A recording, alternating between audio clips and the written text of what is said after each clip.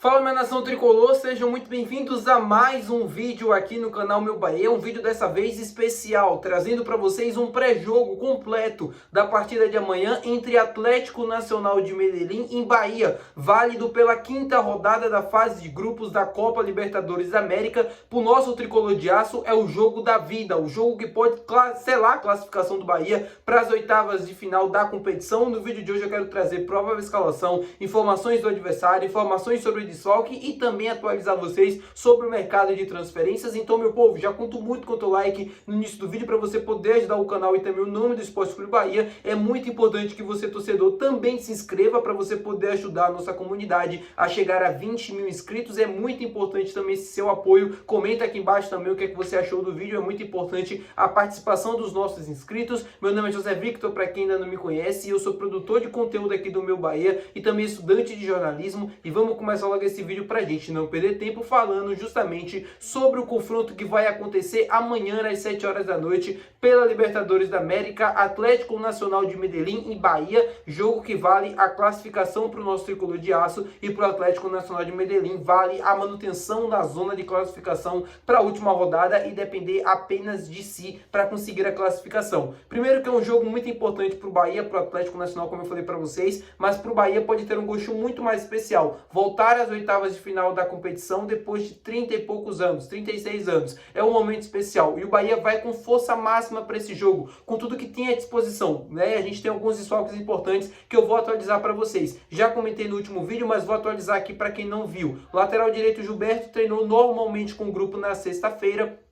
Na segunda-feira, porém não viajou com a delegação do Bahia para a Colômbia, ele ficou em Salvador. Como eu falei no último vídeo, eu acredito que o Rogério está preservando o Gilberto para o clássico de domingo Bavi, isso porque ele ainda não deve ter 100% das condições, né, para jogar amanhã, e aí o Rogério não quer arriscar, porque ele pode ter uma piora na lesão que ele já teve, ele pode voltar a sentir novamente. Então, para evitar qualquer tipo, né, de desconforto ou algo do tipo do Gilberto, ele não leva o jogador para a Colômbia, deixa ele treinando em Salvador, e aí quando o time volta para nossa capital, né, e já se prepara para o clássico Bavi, e o Gilberto deve ser uma novidade. O lateral direito Arias, que é um jogador que estava lesionado, com o retorno previsto apenas para o início de junho, e a tendência, né, informação aí do Yuri Santana, do canal do Poco, e a tendência é que ele volte bem antes do que o previsto, né, do que ali o início de junho. Muito provável que o Santiago Arias já esteja à disposição para o jogo da Libertadores contra o Internacional, e não esse contra a equipe do Atlético Nacional de Medellín. Outro jogador que ficou em Salvador foi o atacante Ademir, segue como desfalque também do Bahia. E aí o tricolor de aço deve ter perdas significativas, né? Ao lado também tem o goleiro Ronaldo, que ficou em Salvador, tem o Canu, que também ficou em Salvador. Todos esses atletas não vão poder participar, além também do Rezende, como eu noticiei para vocês no último vídeo do canal. Uma provável escalação do Bahia tem o goleiro Marcos Felipe na lateral direita. É a principal dúvida entre o Eric e o Gabriel Xavier, mas com a tendência de que dê, de fato, o Eric jogando naquela posição, como vem se repetindo nos últimos jogos que ele esteve à disposição. Na zaga a gente deve ter o David Duarte, Santiago Mingo, na lateral esquerda Luciano Juba, meio de campo com Caio Alexandre, Everton Ribeiro, Jean Lucas e Cauli, à frente Eric Pulga e o atacante William José. Se o Ademir estivesse à disposição e pudesse começar jogando,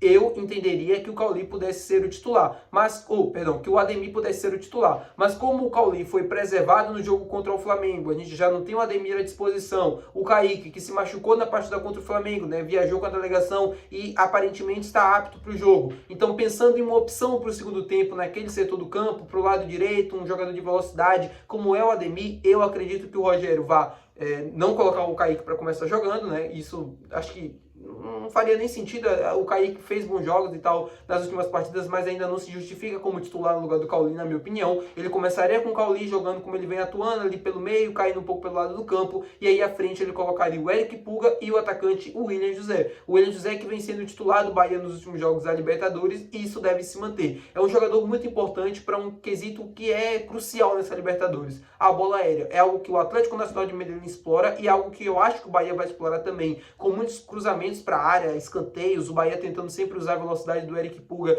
pelo lado do campo, num contra um, e isso acaba gerando muitos escanteios, e aí que o William José pode ser um jogador que possa fazer a diferença, né? E também na bola parada, o William José, que já tem um gol de falta com a camisa do Bahia, foi contra o Colo de Ilhéus na Arena Fonte Nova, pelo Campeonato Baiano, naquela goleada, ele marcou um gol de falta, e algo que o Bahia pode usar também ao decorrer da partida, pode ser um trunfo importante para os 90 minutos que a gente vai ter amanhã. Falando desse jogo, eu quero trazer informações sobre o Atlético Nacional de Medellín. Vocês sabem qual foi a última vez que a equipe colombiana perdeu jogando em casa? Eu trago para vocês. 26 de setembro de 2024. Faz muito tempo que o Atlético Nacional não perde jogando em seu território. Mostra a força que essa equipe tem jogando ao lado do seu torcedor. E é algo que vai fazer muita diferença também para mim, no decorrer do vídeo. O Bahia, no decorrer do jogo, o Bahia vai precisar saber jogar, primeiro, vai precisar saber jogar jogando fora de casa, porque é uma torcida que enche o estádio, coloca muita pressão, e aí isso pode atrapalhar um pouco na saída de bola. O Bahia pode ficar nervoso, pode errar mais passes, pode perder a posse, e não é algo interessante para o jogo do Bahia. O interessante é, primeiro, manter a calma. Eu sei que na prática é fácil, mas é interessante manter a calma, para o time poder jogar bem, para o time poder conseguir sair de trás,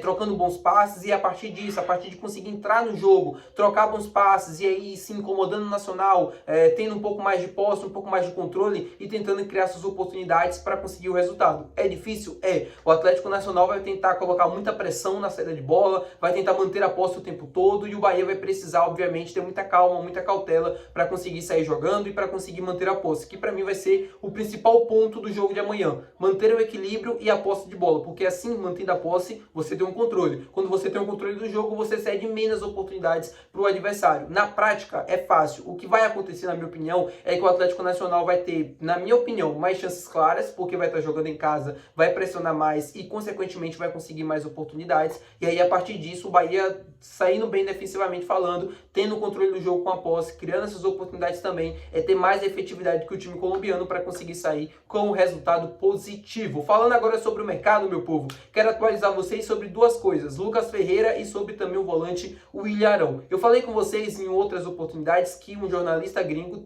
trouxe uma informação de que o Bahia estaria interessado na contratação do Willian Arão, e na oportunidade eu falei para vocês que eu ainda estava checando a informação e por isso eu não ia confirmar. O Yuri Santana do canal do Pouco acabou confirmando, e eu também eu não trouxe, né, logo depois que ele trouxe essa informação, mas eu acabei checando também a minha informação e conferi a mesma coisa, de que o Bahia não está negociando com o Willian Arão nesse exato momento. O Willian Arão não é uma prioridade do Bahia e nem sequer é uma opção para o setor de meio de campo. Eu falei com vocês que seria interessante nessa contratação, caso o Bahia tivesse interessado, porque era uma opção a mais para o banco de reservas e qualificada, né? É melhor você ter um Rezende, é melhor você ter o Willian Arão como opção do que o Rezende, na minha opinião. Mas segundo o Yuri Santana e segundo eu também, né, eu fiz essa apuração, o Bahia não está negociando com o jogador, nem sequer está interessado. Ele que está terminando seu contrato com o Panathinaikos da Grécia, vai ser um jogador livre no mercado. Existe a opção de renovação, mas ele não quer renovar, a informação que eu tenho é essa, e aí ele vai se tornar um jogador livre no mercado, podendo assim voltar ao futebol brasileiro ou continuar no futebol europeu. Lembrando que o Willian Arão já é um jogador de idade, já tem mais de 30 anos, se ele está tendo a oportunidade de renovar o contrato, eu renovaria. Mais um ano na Europa, né? Acho muito difícil algum outro clube querer contratar ele nesse exato momento, mas se o futebol brasileiro tem, né? Tem mercado. Ele tem o Santos, tem o Atlético Mineiro, e outros clubes também que devem estar interessados na contratação do mesmo. Falando também sobre Lucas Ferreira, a novela que se estendia, na minha opinião, até essa partida contra o Palmeiras. Por que até a partida contra o Palmeiras? Porque o Bahia estava interessado na contratação do jogador junto com o Cruzeiro e Bragantino, e a situação dele, que envolvia uma multa rescisória para o mercado nacional baixa de 40 milhões de reais. Acontece que ele fez o seu 8º jogo pelo Campeonato Brasileiro na partida contra o Palmeiras. Consequentemente, ele não pode atuar mais por nenhuma outra equipe no campeonato. Acho muito difícil o Cruzeiro, Bahia ou Bragantino pagar 40 milhões de reais para utilizar o jogador somente em Copa do Brasil, né, seguindo o calendário do Bahia. Copa do Brasil, Copa do Nordeste e Copa Libertadores. Acho muito difícil, porque, assim, não faz sentido você pagar tão alto para ter um jogador só agora, somente para disputar essas competições. Óbvio que se o São Paulo pode renovar com ele depois e tal, e aí você perde o jogador. Mas eu não sei até que ponto pro atleta seria interessante isso. Então, eu acho que não vai acontecer nesse momento esse negócio entre Bahia e São Paulo, Bahia e Lucas Ferreira, ou até mesmo Lucas Ferreira e outros clubes. A tendência é que ele renove o contrato com o São Paulo. Ele não é que ele está dificultando a renovação do contrato. O que está acontecendo com o Lucas Ferreira é que o staff quer um aumento do que foi oferecido pelo São Paulo. Não é que o Lucas Ferreira não queira acertar com o São Paulo. A tendência é que ele renove o contrato, inclusive. E mesmo com o interesse do Bahia, Bahia, que buscou uma oportunidade de mercado, estava atento a uma situação que poderia ser muito boa pra gente, mas o São Paulo não é besta nem nada, provavelmente deve ter tido uma... Não é que deve ter tido uma ordem direta, né? Mas se o São Paulo quisesse que ele não fosse utilizado, aí tiraria ele do Campeonato Brasileiro, tiraria ele das relações, o que não aconteceu porque o São Paulo não é besta, né? O jogador faz o seu 8º jogo, fica impossibilitado de jogar para o Campeonato Brasileiro, e aí dificilmente algum clube vai pagar os 40 milhões nesse exato momento para tirar o jogador. O São Paulo ganha mais um tempo, provavelmente até o final do Campeonato Brasileiro, até o final da temporada, para conseguir essa renovação com o Lucas Ferreira, que tem contrato com o São Paulo até 2028, tá bom, meu povo? Muito obrigado por você ter assistido esse vídeo. Se você gostou, não se esquece de deixar o teu gostei, que é muito importante. Não se esquece de se inscrever no nosso canal. Até o próximo vídeo. Valeu, tchau!